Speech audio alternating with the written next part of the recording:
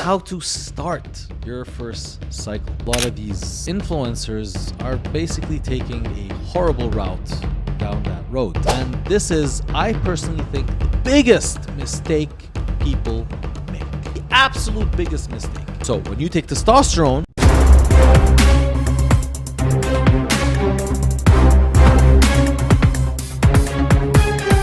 hey, what's up guys, and welcome to today's episode. Dura IFBB Pro here. So given all the new influencers in the fitness industry, particularly influencers who are documenting their first steroid cycles, I thought I'd make a video to explain or give a little bit of some advice for people who are or have made the decision to get into that. Obviously, you're seeing all these YouTube videos and you could be getting inspired by doing the same thing. But unfortunately, a lot of these cycles or a lot of these influencers are basically taking a horrible route down that road. And believe it or not, there is a proper way of doing things. At the end of the day, none of it is healthy. And I am telling you out of my own experience, luckily I did escape that path with no health issues. I managed to have a very fulfilling career. I competed at the Mr. Olympia. I won a pro show. I've managed to leave the competitive world unscathed. Now, that's not to be said that that's going to happen with everyone, especially with all the craziness that's happening on social media with all these influencers, such as the Trend Twins and others that I don't really need to name. But there are a lot of people out there that are doing some crazy shit that I don't think you really need to be doing. So I'm going to basically give you a few tips on your first cycle, or at least how to start your first cycle. Now, there's one thing you have to learn about performance enhancing drugs is that it will not affect everyone the same way. It's just how it is. Life is unfair. Some people will get away, again, unscathed. You won't have much side effects, while others are going to have a circus show of side effects. Some of the side effects that are usually common with people whose bodies are not very accommodating to these compounds can include high blood pressure, very rapid increase of water retention, especially around the face, which will also add to injury onto the high blood pressure. Another thing is that your ability or your lack of to convert testosterone into estrogen. So some people are blessed where when they take exogenous hormones, or that's a fancy word of saying hormones that are not in your body. So you're taking hormones from outside. Every person has a different capability or a different means of converting those hormones. So basically when you take testosterone, some of it is converted into estrogen and then you get the estrogenic side effects. If you guys don't know what estrogen is, it's basically the hormone that makes a female, just like testosterone is the hormone that makes a male. So when you take testosterone, a lot of it or some of it gets converted to estrogen. Now, the amount of conversion really depends on your genetics. So again, that's something that's pretty out of your control, and it's basically luck of the draw. Is it luck of the draw or draw of the luck? I think it's luck of the draw. But that's one of the things that is not in your control. So we have side effects. We have your body's ability to convert as little estrogen as possible, or to convert as little testosterone to estrogen as possible. Another thing is, of course, is acne. And that is, I think, the most common side effect that we see with a lot of these influencers. Acne around the chest, around the shoulders, around the back, around the face. Again, that's not really something you can control. I mean, you can fight it with other drugs like Accutane, but then you're just piling up stuff for your liver to break down and your kidneys.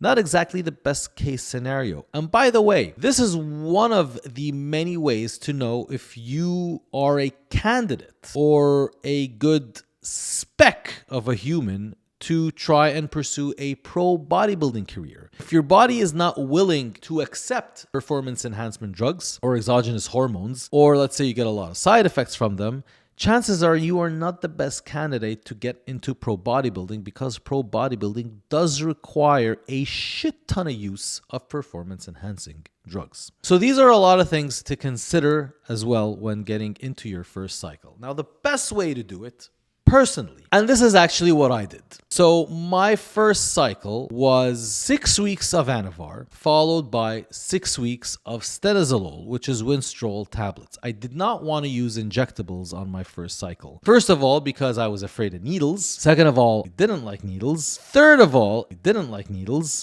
Is because usually these pills or performance enhancing drugs in pill form will leave your body faster. They have shorter half-lives. Half-lives meaning, let's say you take 100 milligrams and its half-life is 3 days. So basically it will peak and leave your body within a week. As opposed to other injectable performance enhancing drugs where the half-life is 3 weeks, then you will wait about 2 months until it is out of your system, until it peaks and then it leaves your system. And that is the difference. So pills are easier to manage because their side effects, in case they do incur in your body, once you stop, they will be on their way out. Now, the reasons why I also specifically chose Anavar and stenozolol or winstrol in tablet form is because they are DHTs. Now, this is getting a little bit more complicated, but DHT or dihydrotestosterone is a derivative from testosterone. Basically, pharmaceutical companies realize that testosterone can have a lot of side effects and they want to just get the best of it. So they extracted something out of this testosterone that would give most of the good qualities of testosterone without the side effects, at least without the estrogenic side effects such as water retention, high blood pressure, etc., and in the form of dihydrotestosterone. And Anavar is the lightest performance enhancing drug that even bikini or competitive women in bodybuilding use the most, stenozolol being probably the second. Now, people are going to think, well, what about Proviron? That's a very complicated drug because that also depends on a certain hormone in your body. If your body produces that hormone or converts into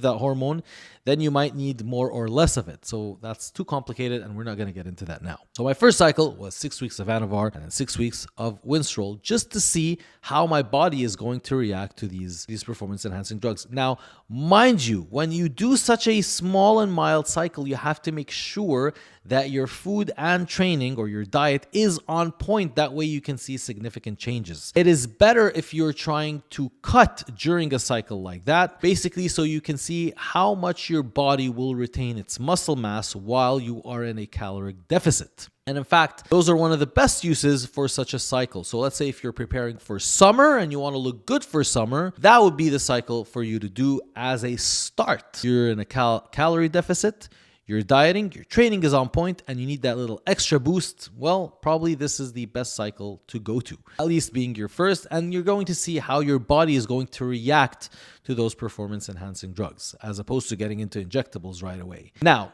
my second cycle, or what I would consider my first real cycle, I stuck to very basic compounds. I started testosterone, and after a few weeks, I used about 500 milligrams a week. Now, your body will produce around 100 milligrams a week, 70 to 100. If you use, let's say, 300 milligrams, personally, I don't think that's enough. The reason being is that not all of what you inject will be used in your body. So there is free testosterone and there is total testosterone. The free testosterone is the amount of testosterone that will be used in your actual body, the amount of testosterone that will be in your blood, and that is the amount that is going to be used. Again, that is also genetic. Surprise. So let's say you take 300 milligrams of testosterone. Some people will have 200 milligrams of it going into their free system or their blood, and others are going to be having much less. I personally found the sweet spot was 500 milligrams of testosterone for my first cycle. Now,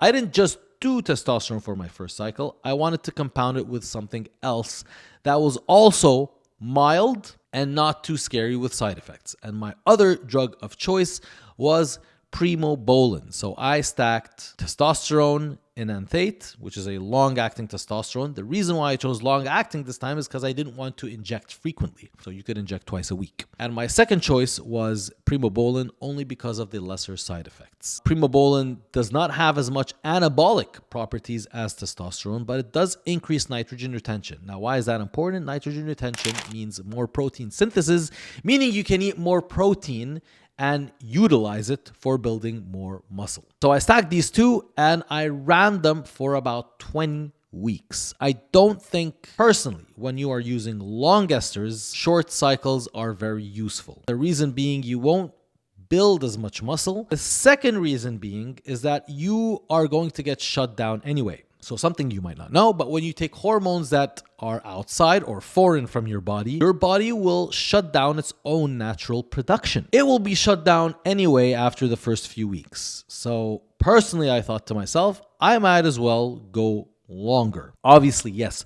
the longer you do go on a cycle, the more difficult it will be to restart your natural production.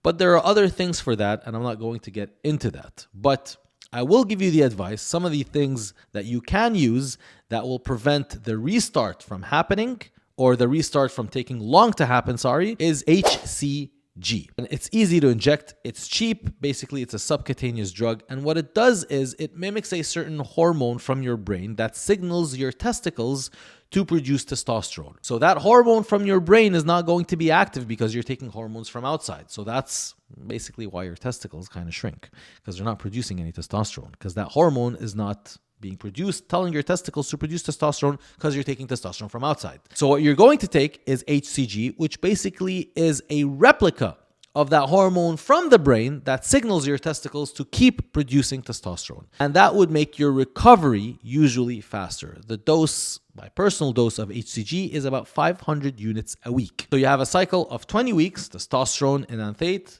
500 milligrams. Primobolan, I like to keep it equal to the testosterone, also 500 milligrams a week. And then you're going to have 500 or 400 units of HCG every fifth day or every week, whichever is easier for you. I don't think there is much of a difference between the two. Usually just more stable blood levels and consistency. That's all. And that is basically my only advice, or some of the advice I have when you are doing your first cycle. You don't need to jump on harsher compounds because basically testosterone and primobolan, I would say, are entry levels when it comes to injectables. Not entry levels when it comes to performance enhancing drugs, because I still think there are a few things that you can try prior, such as Anavar, such as Winstrol. But even if you want to go safer than that, you can start with SARMs. So that's something also to keep in mind. Unfortunately, with SARMs, you will have a little bit of maybe some liver stress, but not very similar to the liver stress that you're going to get from stenozolol. So either or. It's just that we don't really know much about SARMs, and it's not as well researched as things like Anavar or Winstrol. Another advice I would give you is make sure your diet is 100% on point. And keep your expectations low. A lot of people who start their first cycles are actually surprised with the little results that they're getting. And this is one of the reasons why I like to go usually longer in cycles. But that's a personal preference. And also keep in mind that I had in mind that I did want to turn pro one day. So my goal was very long term, and it was not a kind of a beach body type thing. Now, if you want to just get good for summer and you're not really competing and you don't have really long-term goals, then I would switch the testosterone enanthate to propionate, which has a half-life of 3 days in and out of your system very quickly. The only downside of it is that you will have to inject frequently, and that could be painful for new timers or people who are just starting out their first cycle. Drink plenty of water. Make sure when you start your first cycle that you do blood tests to make sure that your estrogen levels are in range. And this is, I personally think, the biggest mistake people make when doing their first cycle. The absolute biggest mistake is that they don't have their estrogen levels in check, and that's why you see all these weird puffy faces and like swollen under eyelids, high blood pressure, even mood swings. It's all from the estrogen and the conversion of testosterone to estrogen. That is the single biggest mistake that rookies usually do. Get your blood work done every 3 weeks. Make sure your estrogen is in range. What do you do to control your estrogen? The number one best drug for that is Aromacin. Arimidex is also good, but it doesn't work as strong as Aromacin. Femara is very strong and will cause an estrogen rebound, which you don't want. So I would stick with Aromacin. And here's another tip. Try and find Aromacin at a pharmacy, so pharmaceutical grade. Now, you can't get Aromacin, obviously, in a pharmacy if you're living in Western countries, but make sure whoever you're getting it from will have the ability to get you pharmaceutical grade aromasin, because you don't want any of that fake stuff or unpotent stuff, or someone that's selling you aromasin and it's basically Arimidex or Nolvadex, God forbid, which is even way worse because it won't do anything for your estrogen. But you do need an anti-estrogen on your cycle. You would start with a dose of every other day, 25 milligrams of aromasin, and then you do your blood test, and then you see where you're at, and that way you will have a better idea on how much your body is converting to estrogen. Now, if you find yourself that you're not really converting to estrogen on 500 milligrams, you can push it a little bit to 700. That's a little, that's a little so-so on a first cycle, because like now you're really pushing it. I would stick to the 500 range, but at least in the future for your second or third cycle, you can know that you can safely push to 700, 750 milligrams without having too much havoc of estrogen, because that's the biggest problem. Estrogen is the biggest problem. So those are my first tips. Another thing I would give or advise you to do is check your blood lipid profile. Some people are more prone to have chaos with their blood lipid profile, and that's basically your cholesterol. So steroids do affect your cholesterol levels in a negative way. Some people more than others. Again, also genetic. Life is unfair. It's just how it is. So some people will get horrible side effects with their cholesterol, and they're going to have their LDL go up and their HDL go low and their triglycerides go up and their cholesterol total go up and their ratios get all messed up. And some people will have no problems at all. Again, depends on how lucky you are. This is another thing to keep in check. Obviously, when you do your blood work, you don't need to do blood work every 3 weeks. The only thing you need to do every 3 weeks is check your estrogen. But what you do need to do at least every couple of months is check your liver functions, your kidney functions, and your blood lipid profile. Last but not least, drink plenty of water, sleep early, stay away from junk food when you're on your cycle, or as much as you can, and don't follow the hype of, eating all kinds of shit food. That is not going to be good for anyone. And that is today's video. I hope you guys enjoyed, and I hope it was useful. Please subscribe to my channel, and for customized programs, go to the link in the description box and in the comment section below, and I'll see you on the next episode.